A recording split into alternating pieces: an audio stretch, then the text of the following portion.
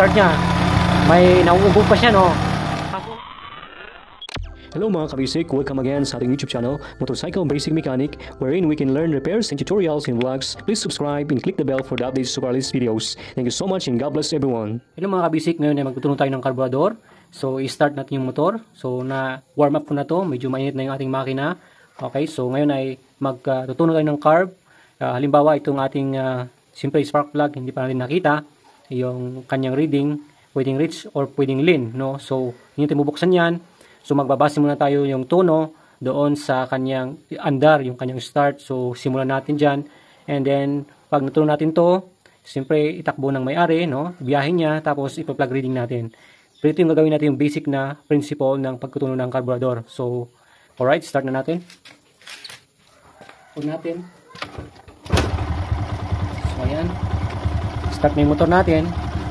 Medyo mainit na yung motor natin. Ngayon is kailangan na i-increase natin yung ating idle. So yung idle niya, increase natin. Okay? At least dalawang ikot. Yan. Or isang ikot yon.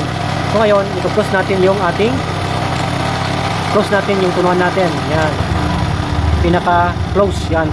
Pinaka-close na yan. So mamamatay na yung makina natin. Luwagan na natin half. Okay? Kung mapapansin ninyo, tumataas na yung idle niya. One turn. Okay? Hindi ba maganda yung kanya start niya? May nauubog pa siya, no? Half ulit. Ayan. Nag-i-increase yung idle niya. Gumaganda yung idle niya. Okay? Half pa. Ayan. Meron pang gandong ubo. Oh, hindi na ako yun. Dito lang tayo. Tapos sa ating babaan. Ayan. Yan yung idle niya, accelerate natin. Walang delay yung kanyang acceleration. Ganda na siya, alright? Ganun yun mga kabisik.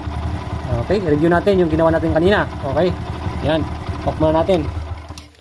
Yung kasi hindi pa masyadong marinig pag gano'n na talagang itutunan mo siya ng umaandar yung makina. Alright, pero ang cycle nun, ang kanyang pattern nun is increase mo muna yung idle mo, okay?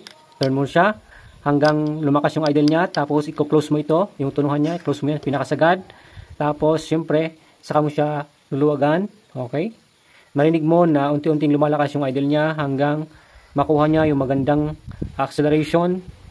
Wala na yung pumuputok-putok, diretso yung kanyang acceleration, and then mag-i-stop ka na doon.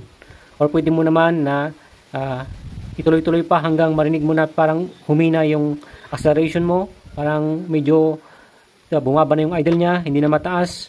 Itigil mo na doon at ibalik mo sa tamang-tama na malakas yung idle niya, na wala kang maririnig na pumuputok or parang inuubo unti, no? Okay, maririnig mo sa tambutso yan. Saka mag-stop ka na doon, yan na yung tapos ito yung idle mo na pinataasan mo kanina, ilalo mo yan sa pinakatamang idle niya. Okay? And then i-accelerate mo kanina, i-accelerate natin, maganda. And then yan na yung tuno ng ating carb. So ngayon, syempre, bibiyahin natin, saka natin ipa-plug reading. At kung kita natin, tingnan natin kung nakuha ba natin yung tamang tuno ng ating karburador. So sa ganung paraan. Okay? Kung hindi, i-adjust natin yung ating air mixture. Kung nakuha na, edi good na. Okay? At syempre, ito syempre kailangan na bilangin natin, tandaan natin yung ikot ng ating tunuhan. Tandaan natin. So, tingnan natin kung ano yung ilang ikot ba ito nung ating ni-start kanina. Okay? At ilan na ba yung ikot nito, yung natuno natin. So, bilang tayo half, 1, 1.5, 2. So, 2 turns yung kanyang ikot. Nakuha natin yung magandang idle niya. Alright? Start ulit natin. Okay. Walang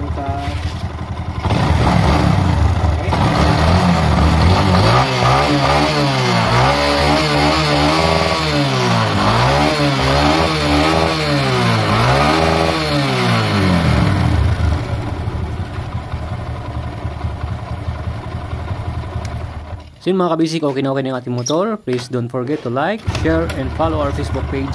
And thank you so much. God bless.